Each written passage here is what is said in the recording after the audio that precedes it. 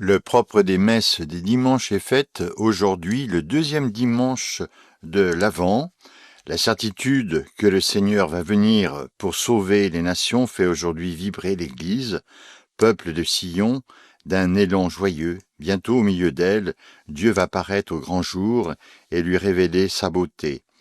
À l'écoute des paroles vigoureuses du Baptiste, restons éveillés, tenons-nous sur la hauteur et convertissons-nous sans attendre. Ce temps de vigilance est le moment favorable pour demander la sagesse d'en haut, le discernement qui nous apprend à donner leur juste mesure aux réalités de ce monde et de nous attacher au bien du ciel.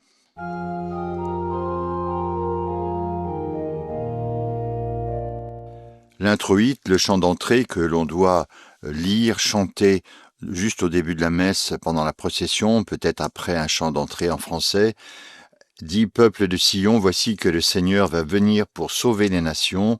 Le Seigneur fera entendre sa voix glorieuse dans la joie de vos cœurs. Populus Sion, ecce Dominus, veniet ad salvandos gentes et auditas faciet Dominus, gloriam voci sue, in laetitie cordi vestri. » On reconnaît donc dans cette première phrase l'annonce du premier avènement, Dieu qui vient pour sauver tous les peuples, puis dans la deuxième phrase, celle du dernier avènement de Jésus, avec la voix majestueuse du Seigneur dans sa gloire. Enfin, la joie de nos cœurs, c'est l'avènement mystique dans nos âmes à Noël. Le verset dit « Toi qui règnes sur Israël, prête l'attention, toi qui conduis Joseph comme un pasteur sa brebis. Qui régis Israël intende, qui dilucis velut ovem Joseph. » Peuple de Sion, voici que le Seigneur va venir pour sauver les nations.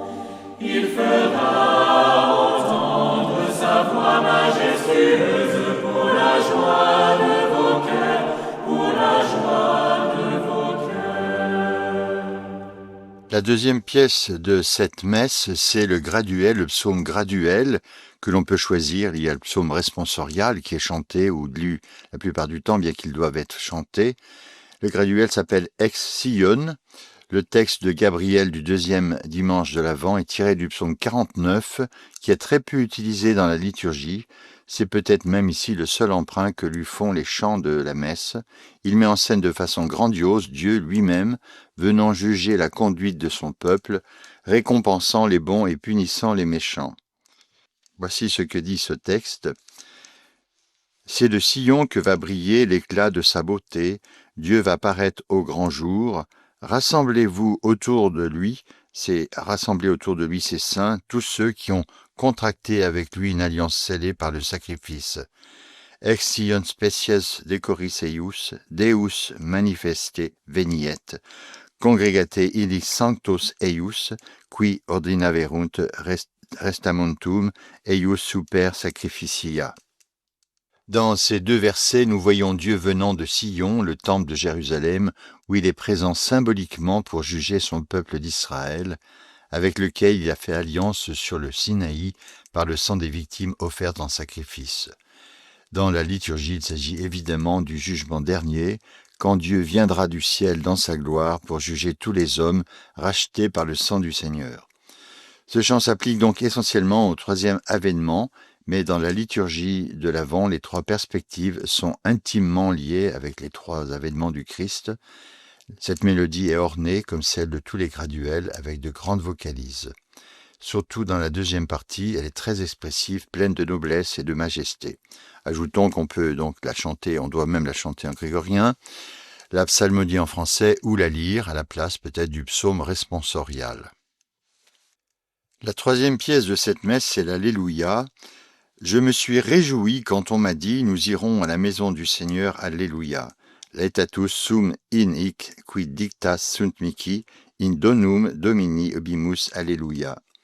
Contrairement au psaume 42, que l'on trouve dans le graduel dont on a parlé tout à l'heure, le psaume 121 est tiré du verset de l'Alléluia qui revient assez souvent dans la liturgie. C'est un de ceux que les Hébreux chantaient en montant au temple de Jérusalem pour leur pèlerinage annuel.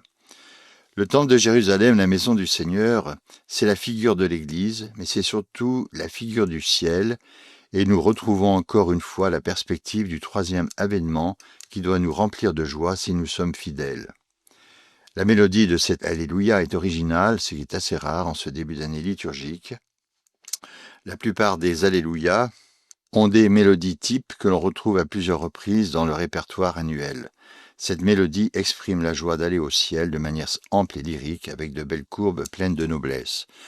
Lorsque l'on cherche pour les messes à trouver des Alléluia, pourquoi ne pas apprendre et à chanter ces Alléluia grégoriens qui sont tout à fait faciles à apprendre et qui peuvent être repris, peut-être pas par tous, mais qui donnent quand même la tonalité de la messe en question.